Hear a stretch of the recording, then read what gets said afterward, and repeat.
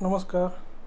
आज आपण BA भाग 2 च्या राज्यशास्त्र या विषयातील घटक 1 युनिट 1 त्यामध्ये आपल्याला ब्रिटनची राज्यघटना कॉन्स्टिट्यूशन ऑफ UK ब्रिटनच्या राज्यघटनेची वैशिष्ट्ये आपल्याला या ठिकाणी बघायचं आहे. तर जगातील सगळ्यात प्राचीन आणि सर्वोत्तम जर राज्यघटना कोणत्या देशाच्या राज्यघटनेचा उल्लेख केला जाते तर ती म्हणजे ब्रिटनच्या राज्यघटनेचा उल्लेख या ठिकाणी केला जाते. आणि जगाला विविध देशाला जी देणगी दिलेली आहे, विविध देशाला वेगवेगळ्या शासन पद्धतीची जी देणगी दिलेली आहे ती दिली आहे ब्रिटनच्या शासन व्यवस्थेने. ब्रिटनमध्ये प्रामुख्याने आपल्याला माहीत आहे की संसदीय शासन पद्धती दिसून येते. तीच संसदीय शासन पद्धती भारतातसुद्धा स्वीकारण्यात आली. ब्रिटनच्या संसदीय शासन पद्धतीचा प्रभाव हा केवळ भारतातच नाही तर इतर देशांवर सुद्धा झालेला आपल्याला दिसून येते. अशा या ब्रिटनच्या राज्यघटनेची ठळक आणि महत्त्वाची वैशिष्ट्ये कोणती आहे हे आपल्याला या ठिकाणी बघायचं आहे. तर सगळ्यात पहिलं वैशिष्ट्य म्हणजे ब्रिटनची राज्यघटना मला वाटते जगातली अलिखित राज्यघटना असणारा देश हे ब्रिटन हे एकमेव देशसुद्धा असू शकते. तर ब्रिटनच्या राज्यघटनेचं वैशिष्ट्य म्हणजेच अलिखित राज्यघटना, त्यानंतर काळानुसार विकसित होणारी राज्यघटना. तिसरा वैशिष्ट्य सांगता येईल सिद्धांत आणि व्यवहार यामध्ये फरक. चौथं वैशिष्ट्य सांगता येईल एकात्म शासन पद्धती. पाचवं वैशिष्ट्य परिवर्तनीय राज्यघटना. सहावं वैशिष्ट्य संसदीय शासन पद्धतीचा स्वीकार. सातवं पार्लमेंटचे सार्वभौम सत्ता. आठवं वैशिष्ट्य कायद्याची अधिसत्ता. नववं द्वितीय सभागृह, द्विगृही कायदेमंडळ. आणि 10वं वैशिष्ट्य मूलभूत हक्कांची घोषणा नाही. हे वैशिष्ट्य आपल्याला या ठिकाणी क्रमवार ब्रिटनच्या राज्यघटनेचे बघायचं आहे. तर सगळ्यात पहिलं वैशिष्ट्य म्हणजेच अलिखित राज्यघटना. भारताची ज्याप्रमाणे लिखित आणि विस्तृत स्वरूपाची अशी राज्यघटना आहे तशी मात्र ब्रिटनची राज्यघटना नाही. तर ब्रिटनची राज्यघटना ही अलिखित स्वरूपाची आहे. मग ब्रिटनची राज्यघटना अलिखित स्वरूपाची असल्यामुळे तिथे कोणत्याही प्रकारचा लिखित स्वरूपाचा दस्तावेज नसल्यामुळे ब्रिटनचा शासन कारभार कसा चालते असा प्रश्न तुमच्या मनात निर्माण होत असेल. तर ब्रिटनची रूढी परंपरेनुसार जे संकेत तयार झाले, काही राजकीय संकेत तयार झालेले आहे आणि या संकेताचा वापर काळानुसार चालू आहे. जसं उदाहरण द्यायचं झाल्यास ब्रिटनचे पार्लमेंट त्याचे 2 सभागृह आहे, हाऊस ऑफ लॉर्ड्स आणि हाऊस ऑफ कॉमन्स. या दोन्ही सभागृहांनी जर एखादं विधेयक मंजूर केलं तर त्या विधेयकाला प्रामुख्याने राजा हा आपला नकार अधिकार वापरत नाही. हा संकेत जवळपास ब्रिटनची राज्यघटना जेव्हापासून अंमलात आली तेव्हापासून हा पाळला जात आहे. म्हणजेच अशा प्रकारे रूढी आणि परंपरेनुसारच ब्रिटनचं कामकाज हे चालवत आलेलं आहे. ब्रिटनच्या राज्यकारभारात बहुतेक काही ज्या रूढी आलेल्या अलिखित स्वरूपाची काही रूढी परंपरा आहे, काही राजकीय संकेत आहे, यावरच ब्रिटनची राज्यघटना ही प्रामुख्याने आधारलेली आहे. काही जे दस्तावेज आहे, काही करार आहे, काही कायदे आहे, असे काही 2-3 गोष्टीच ब्रिटनमध्ये लिखित स्वरूपाच्या आहे. माझ्या माहितीप्रमाणे 1911चा पार्लमेंट ॲक्ट हा ब्रिटनमध्ये लिखित स्वरूपाचा आहे. हा एक ॲक्ट सोडला तर बाकी सगळा दस्तावेज हा अलिखित स्वरूपाचा आहे. म्हणजेच ब्रिटनची राज्यघटना, ब्रिटनमधली संसदीय शासन पद्धती, मंत्रिमंडळाची रचना, राजपथ असो, राज्याचे अधिकार असो, हे सगळे अलिखित स्वरूपाचे आहे आणि परंपरेनुसारच या अधिकारांचा वापर आपल्याला केलेला दिसून येते. तर हे एक महत्त्वाचं वैशिष्ट्य ब्रिटनच्या राज्यघटनेचं सांगता येईल. त्यानंतर दुसरं आहे विकसित राज्यघटना. दुसरं वैशिष्ट्य आहे विकसित राज्यघटना.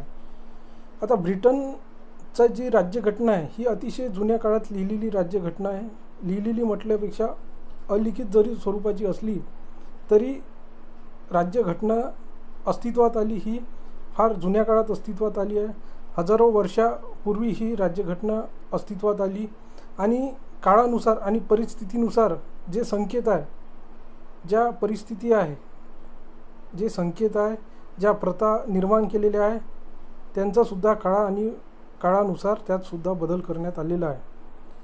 आणि तुम्हाला माहीत आहे की परिवर्तन हा समाजाचा नियम आहे, त्यामुळेच बदलत्या परिस्थितीनुसार राज्यघटनेतसुद्धा परिस्थितीनुसार बदल करणं हे आवश्यक असते. आणि वेळोवेळी ब्रिटनमध्ये सुद्धा काळाच्या परिवर्तनाबरोबरच राज्यघटनेत जे संकेत आहे त्या संकेतातसुद्धा हळूहळू बदल करण्यात आलेला आहे. तर म्हणूनच आपण ब्रिटनची राज्यघटना ही एक विकसित राज्यघटना आहे असं आपण या ठिकाणी म्हणू शकतो. त्यानंतर तिसरं वैशिष्ट्य सांगितलेलं आहे ते म्हणजे सिद्धांत आणि व्यवहार यात फरक. सिद्धांत आणि व्यवहार यात फरक. ब्रिटनमध्ये किंवा इंग्लंडमध्ये जे काही चालते किंवा जे सिद्धांत आहे ते कुठेही लिखित स्वरूपाचे आढळत नाही. आपल्याला कोणताही सिद्धांत हा तिथे लिखित स्वरूपात दिसून येत नाही. परंतु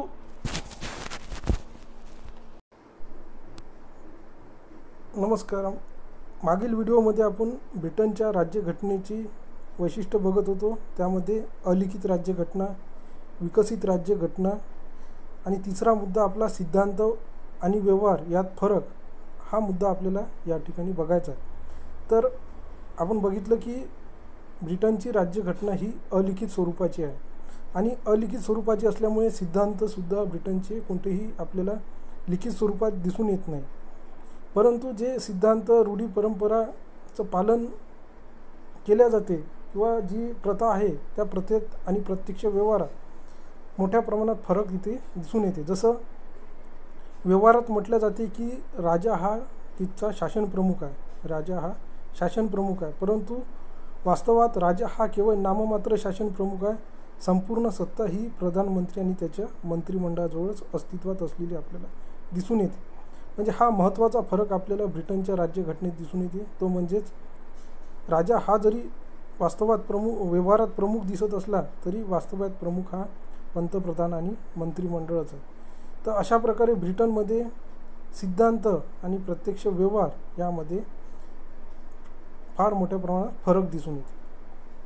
त्यानंतर चौथं वैशिष्ट्य सांगितलेलं आहे एकात्म शासन पद्धती. एकात्म शासन पद्धती. ब्रिटनची जी राज्यघटना आहे ही एकात्म स्वरूपाची आहे आणि संपूर्ण देशासाठी एकच सरकार हे काम करताना आपल्याला दिसून येते. जसं आपण भारताचा जर उल्लेख केला तर भारतात आपल्याला माहीत आहे की केंद्र स्तरावर अलग सरकार असतात आणि राज्य स्तरावर राज्याची वेगवेगळी सरकारं आपल्याला वेगवेगळ्या राज्यात दिसून येते. ब्रिटनमध्ये मात्र तशा स्वरूपाचं आपल्याला दिसून येत नाही. ब्रिटनमध्ये केंद्र स्तरावरचं जे एकमेव सरकार आहे तेच संपूर्ण देशासाठी शासन कारभार करण्याचं काम करते. प्रांताच्या स्तरावर, राज्य स्तरावर, प्रांत स्तरावर, स्थानिक स्तरावर सोयीनुसार ब्रिटनमध्ये संस्था, शासन संस्था निर्माण करण्यात आलेली आहे. परंतु संपूर्ण सत्ता ही कोणाच्या हातात आहे तर ती फक्त संघ सरकारच्या हातात आहे. तर अशा प्रकारे एकात्म शासन पद्धती ही सुद्धा ब्रिटनच्या राज्यघटनेचं एक महत्त्वाचं वैशिष्ट्य दिसून येते. त्यानंतर पाचवं वैशिष्ट्य आहे परिवर्तनीय राज्यघटना. परिवर्तनीय राज्यघटना म्हणजेच घटनेत बदल करणे. भारताच्या राज्यघटनेतसुद्धा कलम 368 मध्ये घटना दुरुस्तीचं कलम दिसून येते. त्याचप्रमाणे ब्रिटनची राज्यघटना ही सुद्धा परिवर्तनीय राज्यघटना आहे. परिवर्तनीय राज्यघटना म्हणजेच ब्रिटनच्या जी राज्यघटना आहे त्यात बदल करणं सहज शक्य आहे. एखादा घटना जरी अलिखित स्वरूपाची असेल तरीसुद्धा घटनेत काळानुसार काही बदल हे करावे लागते. भारतात जसा घटनात्मक कायदा आणि सामान्य कायदा यात फरक केला जाते तसा फरक मात्र ब्रिटनमध्ये करताना आपल्याला दिसून येत नाही. ब्रिटनमध्ये साधा कायदा आणि घटनात्मक कायदा यात फरक समजल्या जात नाही किंवा फरक केल्या जात नाही. साधा कायदा आणि सामान्य कायदा आणि घटनात्मक कायदा हा दोन्ही एकच आहे असं ब्रिटनमध्ये मानल्या जाते. ब्रिटनची पार्लमेंट साध्या बहुमताने सुद्धा बदल करून घटनेत कोणत्याही स्वरूपाचा बदल करू शकते. त्याला विशेष बहुमताची गरज नाही, तर त्यासाठी साध्या बहुमताने सुद्धा घटना दुरुस्ती ब्रिटनची पार्लमेंट करू शकते. त्यामुळेच ब्रिटनची राज्यघटना ही अतिशय परिवर्तनीय किंवा अतिशय लवचिक आहे हे म्हटले जाते. ब्रिटनची पार्लमेंट घटनेमध्ये कोणत्याही स्वरूपाचा बदल करू शकल्यामुळेच ब्रिटनची राज्यघटना ही अतिशय परिवर्तनीय आणि लवचिक आहे असा उल्लेख ब्रिटनच्या राज्यघटनेचा केला जाते. त्यानंतर महत्त्वाचं आहे संसदीय शासन पद्धती. महत्त्वाचे वैशिष्ट्य आहे संसदीय शासन पद्धती. संसदीय शासन पद्धतीमध्ये जर संसदीय शासन पद्धतीची जननी म्हणून जर कोणत्या देशाचा उल्लेख केला जाते तर तो म्हणजे ब्रिटनचं पार्लमेंट किंवा ब्रिटनची शासन पद्धती हिचा उल्लेख संसदीय शासन पद्धती म्हणून केला जाते. संसदीय शासन पद्धतीचं महत्त्वाचं वैशिष्ट्य म्हणजे जो राष्ट्रप्रमुख असतो, ब्रिटनचा राष्ट्रप्रमुख हा तिथचा राजा किंवा राणी हा ब्रिटनचा राष्ट्रप्रमुख असतो. हा केवळ नाममात्र शासनप्रमुख असतो आणि वास्तविक सत्ता जनतेने निवडून दिलेले पंतप्रधान आणि त्यांच्या मंत्रिमंडळाच्या हाती असते. हेच संसदीय शासन पद्धतीचं अतिशय महत्त्वाचं वैशिष्ट्य आहे आणि हे वैशिष्ट्य आपल्याला ब्रिटनमध्ये प्रामुख्याने दिसून येते.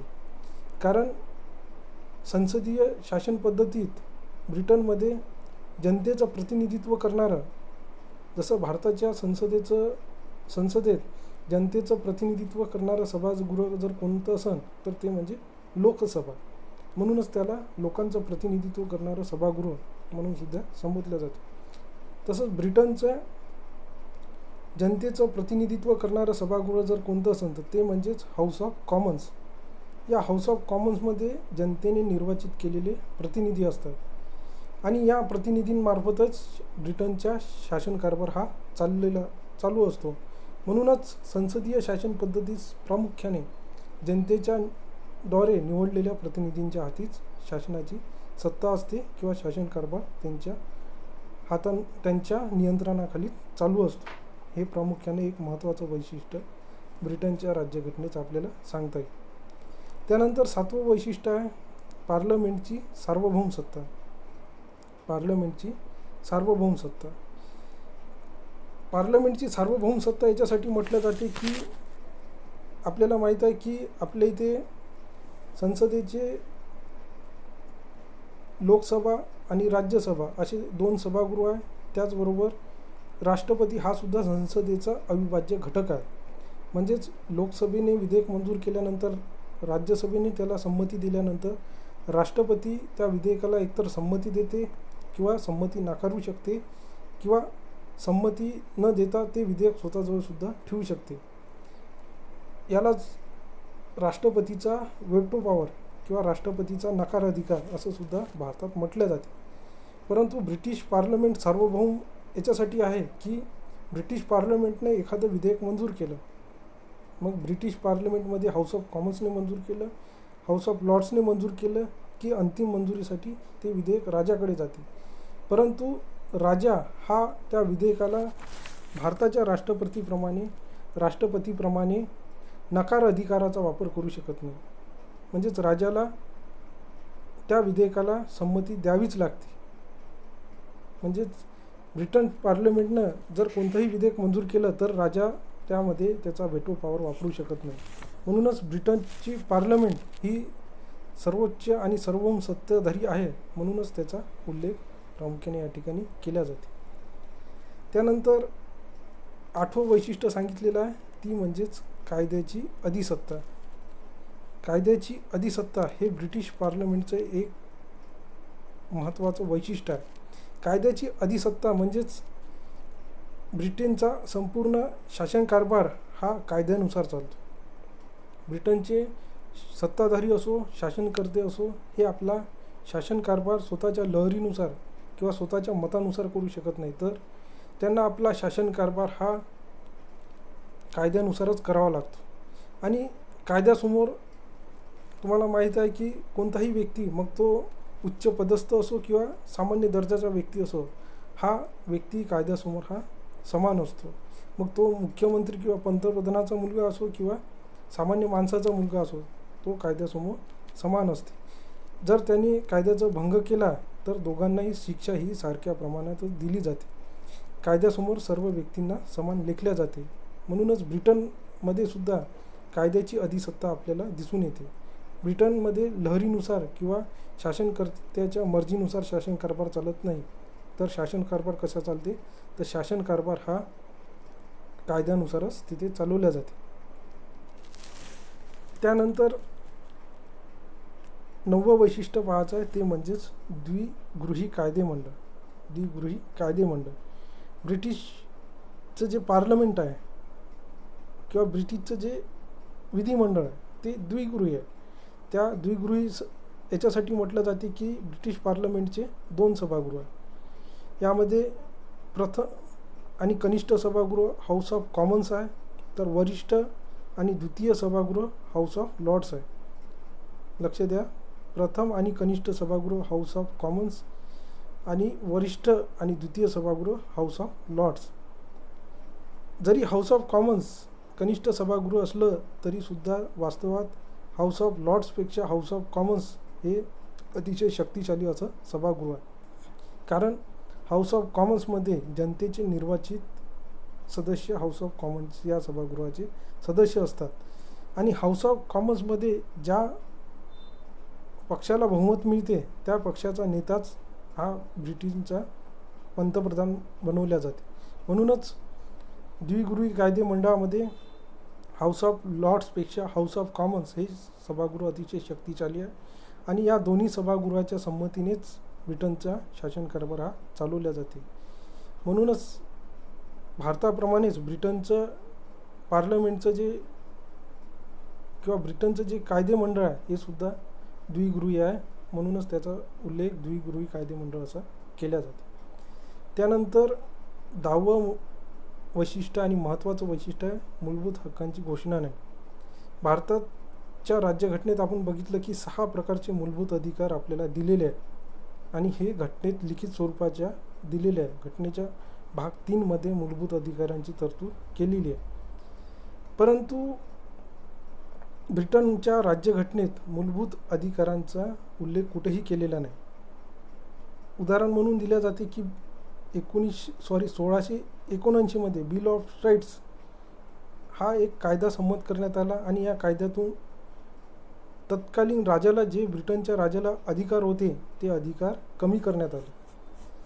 बिल ऑफ राईट्स 1679 मध्ये हा कायदा लिखित स्वरूपाचा असून या कायद्याद्वारे मूलभूत हक्कांची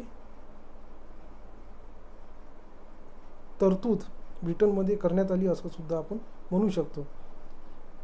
हा सुद्धा रूढी आणि परंपरेने लोकांना प्राप्त झालेला अधिकार आहे. बिल ऑफ राईट्स 1679 या कायद्यानेच नागरिकांना काही मूलभूत अधिकार ब्रिटनच्या प्राप्त झालेले आहे. परंतु भारताच्या राज्यघटनेत जसा लिखित स्वरूपात मूलभूत अधिकाराची नोंद केलेली आहे आणि त्याला न्यायालयाचं सुद्धा संरक्षण प्राप्त झालेलं आहे, तशा प्रकारची तरतूद ही ब्रिटनच्या राज्यघटनेत आपल्याला दिसून येत नाही. कारण ब्रिटनच्या राज्यघटनेचा बहुतांश भाग हा अलिखित स्वरूपाचा आहे आणि अलिखित स्वरूपाचा असल्यामुळे त्यात मूलभूत अधिकारांची तरतूद करण्यात आलेली नव्हती. परंतु 1679 मध्ये बिल ऑफ राईट्स हा कायदा किंवा या कायद्याच्या माध्यमातून ब्रिटनच्या राज्य नागरिकांना सुद्धा मूलभूत अधिकारांची हमी देण्यात आली. त्यामुळेच आपण म्हणू शकतो की ब्रिटनच्या नागरिकांना जे अधिकार किंवा हक्क प्राप्त झाले तर हे राज्यघटनेमुळे प्राप्त झाले नसून परंपरेने जो 1679 मध्ये कायदा करण्यात आला या कायद्याच्या आधारावरच ब्रिटनच्या नागरिकांना मूलभूत अधिकार प्राप्त झाले असं आपण म्हणू शकतो. त्यानंतर इतर वैशिष्ट्यांमध्ये आपल्याला पाहायचं आहे की सत्ता विभाजन हे सुद्धा इतर वैशिष्ट्यांमध्ये ब्रिटनच्या शासन व्यवस्थेचं वैशिष्ट्य म्हणता येईल. सत्ता विभाजनामध्ये एक कायदेमंडळ असते, कार्यकारी मंडळ असते आणि न्यायमंडळ असते. या तिन्ही विभागात सत्तेचं काय केलं जाते, विभाजन केलं जाते. तर हे वैशिष्ट्यसुद्धा आपल्याला ब्रिटनमध्ये दिसून येते. त्यानंतर मुकुटधारी गणतंत्र हे सुद्धा एक ब्रिटनच्या राज्यघटनेचं वैशिष्ट्य म्हटलं जाते. मुकुटधारी गणतंत्र याच्यासाठी म्हटलं जाते की राजपदाचा जो मुकुट आहे तो मुकुट हा त्या घराण्यातील व्यक्तींनाच मिळल्या जाते. म्हणजेच राजाचा मुलगा किंवा राजाची मुलगी हीच राजा किंवा राणी बनू शकते. भारतात ज्याप्रमाणे राष्ट्राध्यक्ष किंवा राष्ट्रपती हा सुद्धा अप्रत्यक्षरित्या का होईना निवडल्या जाते. कोणत्याही एका घराण्याचा वारसा या पदासाठी नाही आहे. परंतु ब्रिटनमध्ये आपल्याला गणतंत्र पद्धत दिसून येत नाही, कारण तिथे राष्ट्र किंवा राष्ट्राध्यक्ष पद हे वारसा हक्काने प्राप्त होते. त्यानंतर आपल्याला अशी वेगवेगळी वैशिष्ट्ये आपण ब्रिटनच्या राज्यघटनेचे बघितलेले आहे.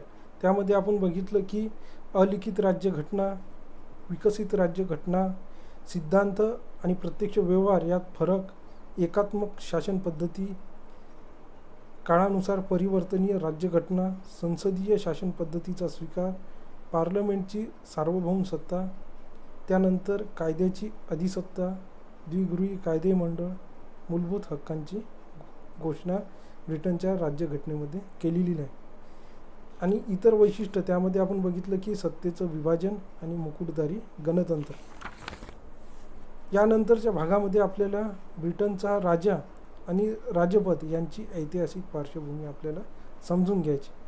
ब्रिटनचा राजा आणि राजपद यांची ऐतिहासिक पार्श्वभूमी. धन्यवाद.